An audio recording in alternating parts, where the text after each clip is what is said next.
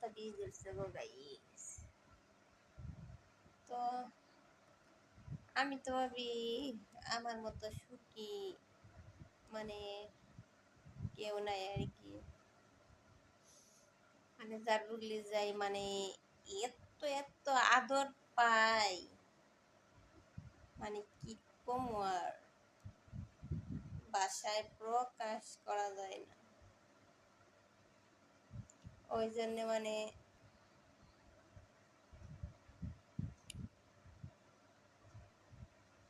আর কি বহুত ভালো লাগে, হ্যাপি লাগে আর কি।